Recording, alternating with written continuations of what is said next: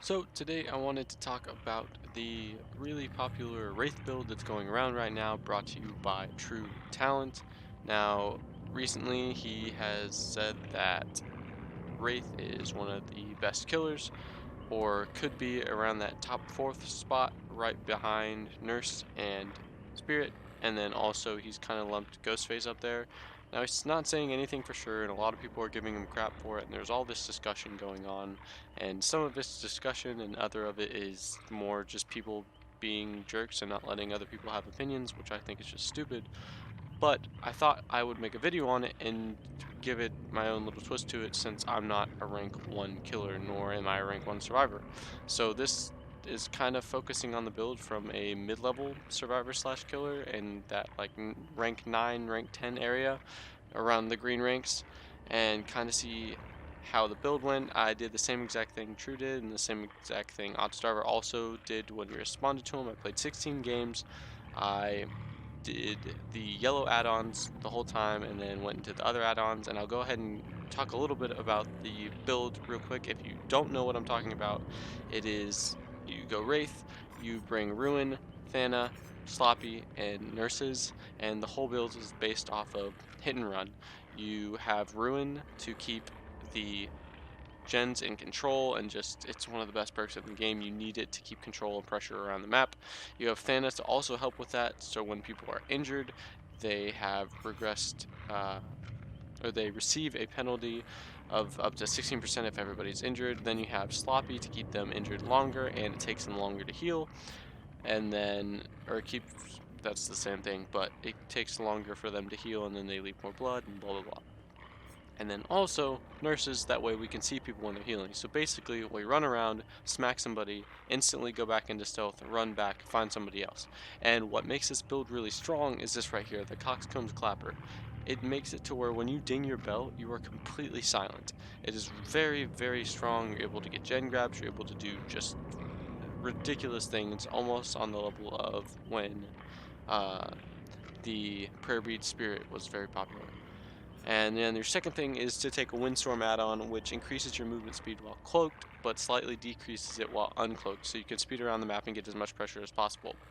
So throughout this experiment, besides my 14th, 15th, and 16th game, I used both yellow add-ons the entire time. I'm out of them now, but I used the yellow Bone Clapper and then the yellow Windstorm add-on. And the only difference between the yellow Bone Clapper and the Coxcomb Bone Clapper is this one renders it completely silent, while the yellow one makes it to where everyone around the map can hear it, so you can't discern direction or distance. So to make it comparable, I kind of made a similar graph as Otz did, and I'll leave a link in the description below to both his video and TrU's video reacting to his video, and that way you can see their point of view. And if you haven't seen it yet, I really recommend watching it. They're both two really good streamers and content creators, and I take a lot of inspiration from them with my builds and how I play and getting better at the game. So here it is. I got 4Ks in almost every game. 10 out of the 16 games we got 4Ks.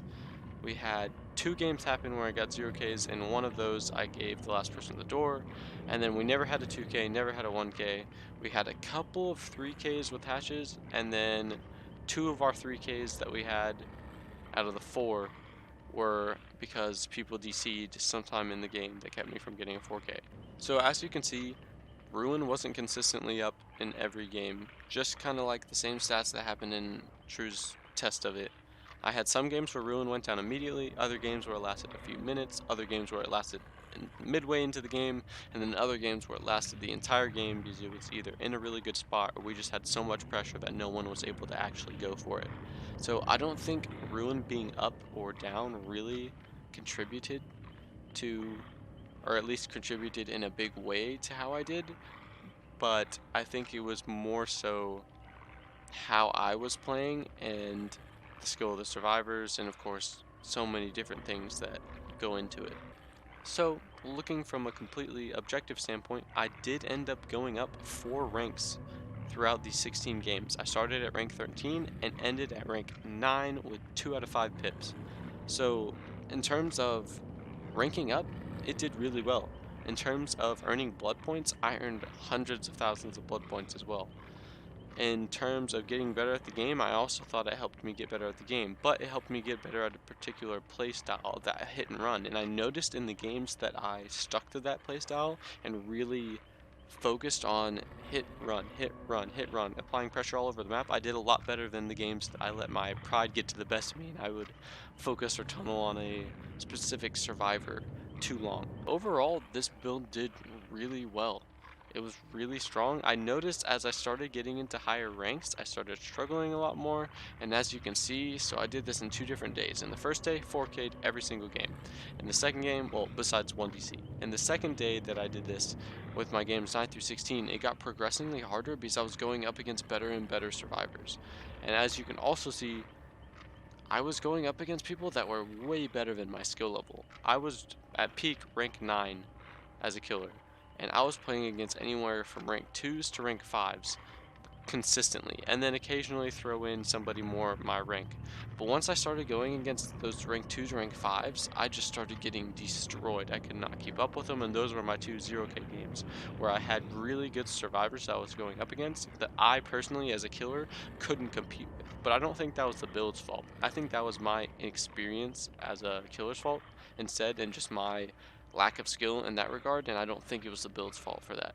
I think if you put a rank 5, rank 2, whatever, rank 1, as TrU's shown on this, he's going to do well. But I think that kind of leads me into the main point I wanted to make about this build and my thoughts on the build, and kind of give my own thoughts into the discussion and kind of say who I agree with.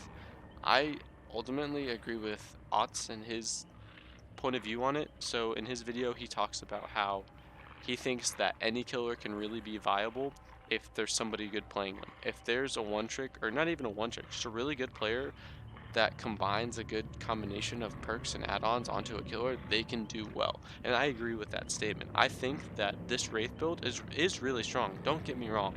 It is really strong. But I think if you put a rank 1 killer on a good, or not even a good killer, on a killer with a good combination of perks and add-ons, they're gonna do well. But also, there's so many variables that you have to take in when considering what things are good, what things are bad, what things are viable, and whatnot. You have whether or not you're going up against a Swift. That's a big thing right there. If you're going up against a Survive with friends, their communication is going to be off the charts, and that makes the game 10 times harder right off the get-go. But then you also have to think, you have the skill of the survivors, the skill of the killer, what add-ons you take, what perks you take, what map you get. Are you taking Ruin? How long did it take Ruin to go down? How long did Ruin stay up? Are you going against flashlights? Are you going against people that are gen rushing? Are you going against people with all insta-heals and whatnot? And there's just so many variables to take in, but I don't think you can confidently say that any build is for sure horrible or amazing or whatever it is. And obviously there's going to be some builds that just do better than others. And I think stats and how people are doing with this build shows that it is a good build, but I think ultimately it comes down to the skill of the killer. If the killer's a good killer, he's going to destroy you every day of the week. And if you're going up against really, really good survivors, then a mediocre killer like myself is going to get destroyed. And now I didn't get destroyed every game, but there were some games there where I stood no chance. And I thought I was doing well, thought I was doing well, thought I was doing well, and then all of a sudden all of them escaped.